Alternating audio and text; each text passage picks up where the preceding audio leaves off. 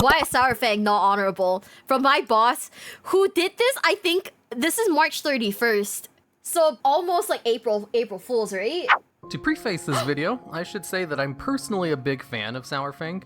He's one of the few Horde leaders in game that both Alliance and Horde members like, both in lore and with the general WoW player base. Ooh. But therein lies his problem to an extent. Saurfang believes in his orcish honor and will never do anything to forsake it. Which sure, that's a great character trait for him to have. But because of this character trait of his, Blizzard is kind of forcing this ideal that anything he does is right. Even though his idea of honor is vapid at best. Now, before I get into the point with Saurfang, let me take a moment to talk a little bit about Sylvanas, and how she relates directly to Saurfang's story. Many people disagree with her actions for obvious reasons. She's a no-nonsense Forsaken willing to do dirty things to win. Okay. And when she does, she's probably one of the most successful leaders when it comes to battles won or victories denied, and has a history of doing anything possible, even underhanded methods, to win. I want you guys to know one thing though. I am very susceptible to like propaganda, so 100% I'm gonna be, at the end of this video, I'm gonna be like, this makes sense. This makes sense like 100%. A little backstory for Sylvanas' military victories and accomplishments. When Arthas attacked with his unstoppable undead army, she was so good at pushing him back that when Arthas finally did break through their defenses, because one of their elves betrayed them, he went out of his way to raise Sylvanas as one of his personal servants. When she broke free of Arthas' control, she nearly succeeded in killing him, and only failed because she tried to kill him slowly, and wanted him to suffer, which gave Kel'Thuzad enough time to save him. After being stuck in the middle of enemy territory with only a handful of undead under her control, she used her banshees to possess the bodies of strong monsters in the forest to stage a surprise attack on Varimathras and his men, quickly defeating him and getting the Dreadlord on her side. She then staged another surprise attack on a second Dreadlord in the area, where she used her banshees to mind control his men and successfully assassinated him, freeing the humans under his control, and then forging an alliance with those human soldiers. Then she used her new human soldiers as kind of a meat shield to successfully siege Lordaeron and defeat the third Dreadlord. When Garrosh orders her to take Gilneas, she successfully captures the city despite them receiving aid at the last second. She staged a successful surprise attack on Tedrassil and took it out, where Garrosh failed in Ashenvale before ever getting close. She successfully defended Lordaeron when the Alliance attacked. And Is she actually like the most successful villain though? Like being for reals? Cause like, what? Like this makes sense, this checks out, right? The only reason they broke through was because Jaina came in and saved them at the last second. Afterwards, she successfully trapped all of the major Alliance leaders in a room and would have killed them if, again, it wasn't for Jaina teleporting them out of there and then saving them at the last second. She may have done a lot of morally questionable things to achieve her victories, but her results are there to see. There's a reason she's a fan-favorite character. She's interesting, gets results, and is proactive in her story rather than reactive. That's why a compelling villain is interesting to watch. A villain, by their very nature, is trying to bring change to the world and requires a very proactive effort in order to bring about that change, which opens up a lot of character moments as they go out into the world and try to get things done. I mean, whereas a hero can only ever react to bad things happening, and is more limited in scope. Not to say Sylvanas is entirely a villain though, she's pretty justified in her distrust of the Alliance, a point even Saurfang had to agree with her on. The Alliance has proved on multiple occasions that they act with aggression without provocation. They're not the beacons of peace and tranquility Alliance players like to make them out to be. Both the times the Blood Elves tried to rejoin the Alliance, they were betrayed or pushed aside. The Goblins were gunned down and left stranded on an island while trying to flee their homeland that was destroyed during the Cataclysm. You know? Is he low-key cooking? Is Dualox low-key cooking? By the way, we call him Dualox and not HirumaredX because I've been calling him Dualox for like, nearly 3 years now, 3-4 years now. I can't change to HirumaredX. I'm sorry, guys. He is forever the Dualox to me. But yeah, we are currently watching Propaganda, and I think he's low-key spitting, by the way. The Alliance attacked a Tauren town full of innocent civilians merely to get a foothold in Horde territory. Gen Greymane defied orders and started a war with the Forsaken in Stormheim by attacking them. And of course, after first becoming a Forsaken, Sylvanas, along with her people, were hunted down and killed by the Alliance. Yeah? All this to say, Sylvanas is entirely justified in her war against the Alliance. There are countries and Honestly, cultures in yeah. the real world that still hold grudges over things that happened to them hundreds or sometimes thousands of years ago by a group of people. And the bad things the Alliance have done to the Forsaken aren't even that long ago. And one of the go-to arguments I hear against Sylvanas is that the Alliance is willing to make peace now. So she's just being a warmonger for the sake of it. Which brings up the old case of intentions versus actions. People Ooh. judge themselves based on their intentions, and others based on their actions. Uh-huh. We all know that Anduin's intentions about making peace with the Horde were real, but the past actions of the Alliance tell a different tale. Sylvanas isn't judging Anduin and the Alliance based on their intentions, she's doing it based on their past actions. She's entirely justified in her reasoning, a fact that even Saurfang agreed with.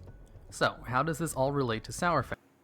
She's not wrong then, right? Like, if she's judging them based on like their past actions and they kind of fucked her over like a billion times. My boy Anduin was like losing this battle. Like there was no winning for him, huh? So sad. His Horde wasn't even nice to Forsaken. That's true. Oh my god, everyone hates the Forsaken. Shit. Fang. But they're also kind of fucky, right? The Forsaken. The Forsaken, they do like experiments and stuff on people, right? So they're also bad. So there's just no winning. Well, Saurfang went along with Sylvanas' plan until she decided to burn the tree. He was fine with killing Malfurion to destroy the hope of the Night Elves, and in fact, he's the one who came up with the plan to use a whole bunch of rogues to assassinate all of the Sentinels in Ashenvale. Within a day, Saurfang began to reveal the true plan, but only to those who would execute the first strike. It took a long time to brief large numbers of rogues in any plan. These were not individuals who liked crowds or lectures, so he had to do it 2 at a time. Damn. And he planned most of the invasion that led up to Teldrassil, but then pulled out at the last second because he did a dishonorable blow.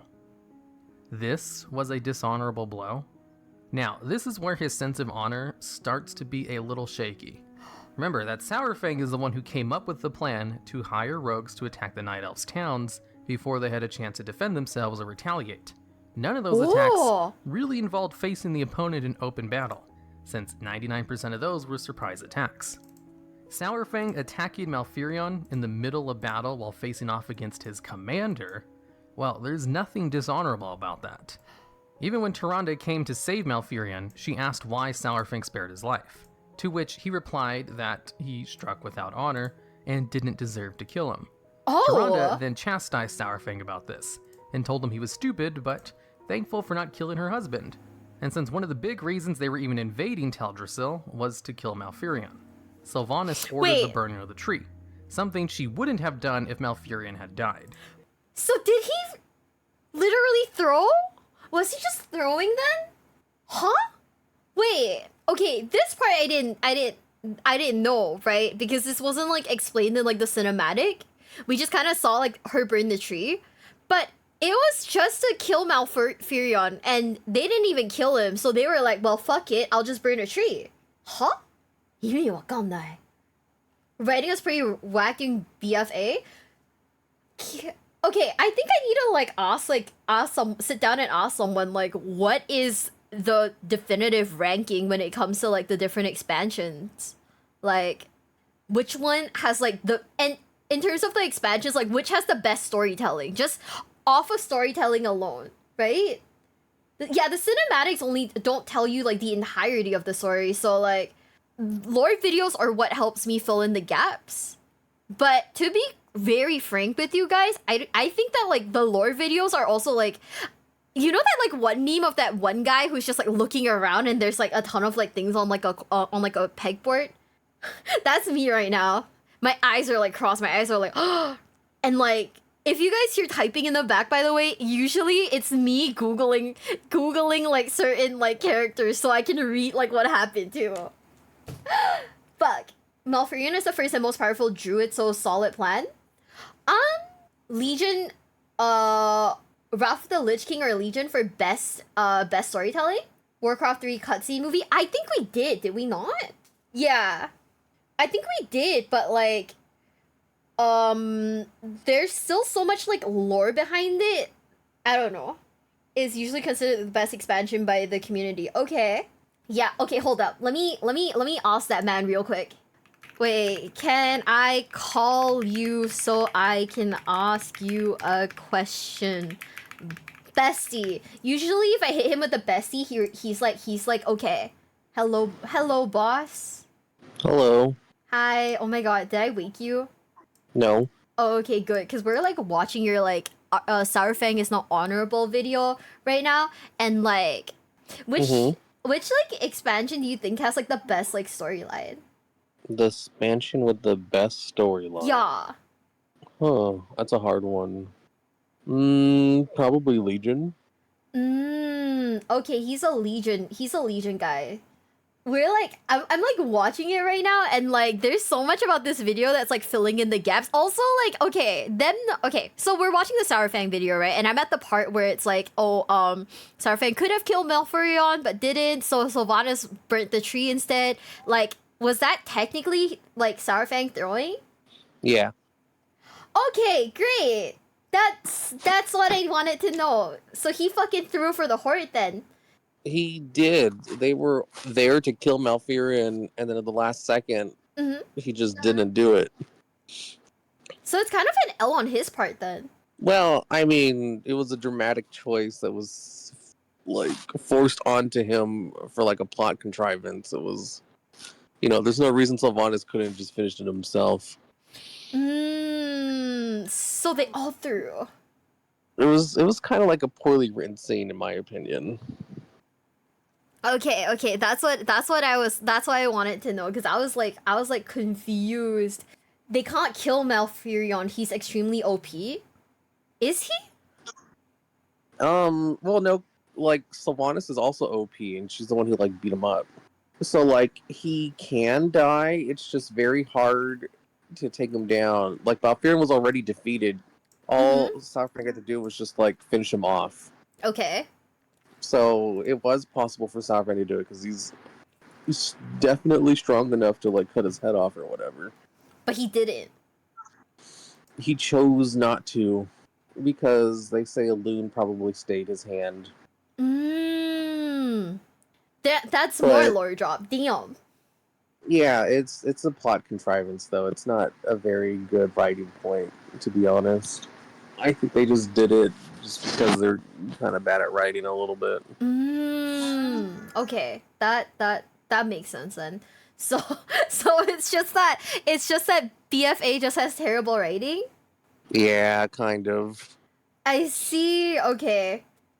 Okay, bye, Dualox. Thanks for being here. Bye. Bye. And it's not like the Alliance are shy about invading a city to kill a major leader either. Just look at Dazara lore. To quote the passage by Sylvanas in the short story A Good War, this battle was not about a piece of land. Even Saurfang knew that. Okay. Taking the world tree was a way to inflict a wound that could never heal. Losing their homes and their leaders would have ended the Kaldorei as a nation, if not a people. Even the loss of one leader would have been enough to create a tide of despair. Ooh. The wounds of this battle would have bled, festered, decayed, and rotted the Alliance from the inside out. Anduin and Rin would have lashed out in a final, desperate war, looking for a miracle because only a miracle would have saved them. But a miracle already had. A miracle granted by the honorable hand of a foolish old orc, and an overconfident war chief, best to lay blame where it belonged. Okay. This was her mistake as much as Saurfang's. This conquest of Darnassus would have rattled the Kaldorei people. They would have grieved for their lost, feared for their imprisoned, and trembled at the thought of the horde ransacking their homes. But they would not fall to despair. Not anymore. Malfurion's impossible survival would give them hope. Their wound would heal. What Saurfang did here kind of made no sense. Yeah, what and the that's fuck? because Orcish honor doesn't really make any sense. So let's talk about Orcish honor. Okay. What even is it? Orcish honor could be best described by their war cry, Loktar Ogar, which roughly translates to victory or death. Do you think Dualox speaks like fluent Orcish? Honestly, I'm shocked he went for hardcore first instead of normal run first. See, you can blame that on Dualox. Once again, we are name dropping. Blame it on him because he was like, hey, hi besties, it's me, Miwa, and if you're enjoying today's video, please consider subscribing, okay? Like, please, times 1 billion. I'm like really asking this of you, Ned. don't do retail. Retail's boring. Do hardcore. And then we just kept dying and dying and dying and dying. And he was like, oh, why do you guys keep dying? And I was like, well, it's not like we know where to go, right? So, you know, that was bad. That was bad. Orcs are the samurai of their world. They kind of are. I feel like if there is like a Chunin class in like a game, it would be like the orcs. The main mantra of the Horde is blood and honor, with honor being the thing they hold above everything else. To honor one's clan, to honor yourself, two things drilled into every orc since birth. Okay. And since honor places such a large role in orcish society, it's kind of a surprise that there is no consistent definition of it amongst orcs' clans. Mm-hmm. What honor is to an orc changes depending on what clan you're in, or at what point you existed in the Horde. As ever since the Horde changed hands from different clans, they also changed the definition of what honor meant. To the Frostwolf clan, honor is pretty consistent with some real-world definitions of honor, where they would respect their elders and fellow clan members, and treat other people with decency in the same way that they would want to be treated, and to also protect their clan while not forsaking their code of conduct, which is generally to be decent people.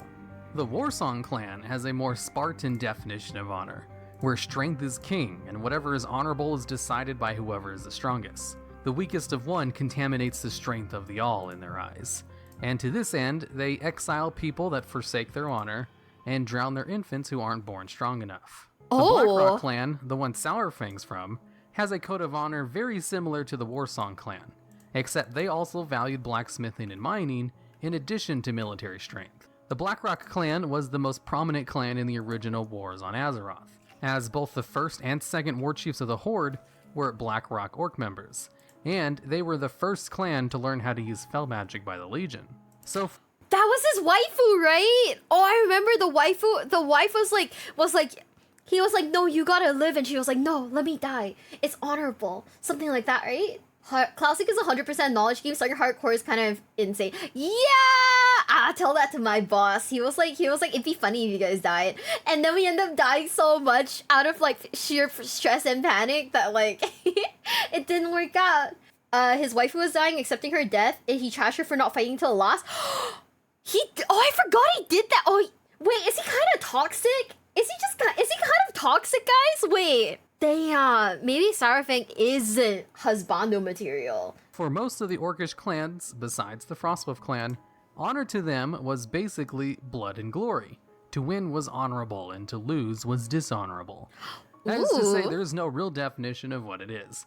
Honor basically is just whatever each orc thinks it is. When Thrall reformed the Horde, his definition of honor was pretty in line with the Frostwolf clan, except he extended his value of honor to include all races, not just orcs. It was basically his only difference. So exactly which of these codes of honor does Saurfang subscribe to? Luckily, we don't need to guess, as thanks to Saurfang's extensive involvement in WoW lore throughout the years, we have a quote from him directly. Okay. An orc, a true orc warrior, wishes for one thing: to die in the glory of battle against a hated enemy. His other quotes basically just talk about how you should never forsake your honor. But the quote I just read is a pretty good summation of what ideal Saurfang has. His idea of honor is a more battle-oriented one that wishes for death on the battlefield, something that Saurfang thinks a lot about in the Good War short story. He's been through so many wars and has always come out alive, where many other people have died, and he's kind of envious that they got to die in battle. As a young orc, he had expected a quick, honorable death in battle. These days, he wondered if he was cursed to outlive everyone. Saurfang is obsessed with his honorable death, and before the battle for Lordaeron begins, he decides to basically commit suicide by walking into the Alliance army by himself. Because in his mind, it would be an honorable death, as Is our boy just traumatized? Is that it?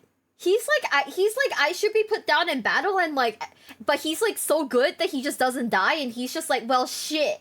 It's just trauma. Okay, great. That was Hellscream, not Saurfang.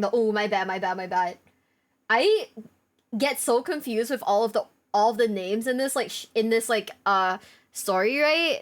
I only remember like the key people, like the ones who like really show up. When you become famous, will you remember us? Of course I will, Jingo. Also, we are salted peanuts because we can't afford honey. Haha. He lost his wife, his son died, and then was raised and died again. He's just traumatized. Holy shit. Okay, never mind. Maybe Saurfang is like, he's not honorable because our boy went through like hell and back. Okay. He would technically die on the battlefield. To which point, good old Zappy Boy comes in and basically talks some sense into him. That no, dying pointlessly isn't honorable, it's just selfish. And you need to do something to earn an honorable death. So later on, Saurfang compromises and decides to get his honorable death by buying time for the Horde to retreat and faces the Alliance army on his own. Sylvanas tells him this is stupid, but lets him do it anyway because she is very aware of his suicidal tendencies and even mocks him for it. But it doesn't stop there. Saurfang's sense of honor does extend to other things besides dying in battle. Okay. He also decides that something is honorable randomly when he feels like it. Take this quote from A Good War. He stood and brushed the dirt off his armor, shrugging away his aches and pains. Malfurion would recover, and when he returned to battle, he would make the Horde pay in blood. Saurfang was certain of it. Still, a great burden had been lifted from his soul. It felt right that Malfurion had survived. It felt honorable. Okay, what? Since Saurfang's sense of honor is arbitrary, and something he makes up on the spot, that means Saurfang basically just does whatever he wants, and whatever he wants to do is honorable. Whatever he doesn't like is dishonorable, which means his sense of honor literally means nothing. It's just using the word honor to justify his feelings. Yeah, what you know the who heck? else had a huge sense of orcish honor? Let me show you this little scene from the Siege of Orgrimmar. Do you remember nothing of honor, of glory Garage! on the battlefield? You who would parley with the humans, who allowed warlocks to practice their dark magics right under our feet. Wait, was Garrosh honorable then? What does this mean? What is this? Okay, are we looping back to Garrosh did nothing wrong? Is this video just a full loop into Garrosh did nothing wrong, guys? Oh my god. You are weak. We are the Orcish Horde, the true Horde. We die, bloody and thrashing on the field of battle, like true orcs should. You are an orc no longer, and speak for none but yourself. You betrayed our people to forge your fragile alliances, and I will take great pleasure in tearing them apart. Damn. Garrosh did everything under his own assumption of what orcish honor meant. In his mind, everything he did was honorable, and he had every right to try to take over the world and force orc supremacy, because it was the honorable thing to do by his standards. Garrosh even chastised Thrall for not having enough honor. What Garrosh is acting on and assessing as being honorable is almost no different from what Saurfang does. They both arbitrarily decide what honor means to them, and then push this belief on everyone else. If Saurfang is considered honorable, then so is Garrosh. And if Garrosh is considered honorable, then honor means nothing. Wait, is he kind of cooking though? Like, is he like low-key right? If you really think about it, right? If everyone's honor is based on their own personal judgment, then what is honor? Can a person commit crime in the name of honor?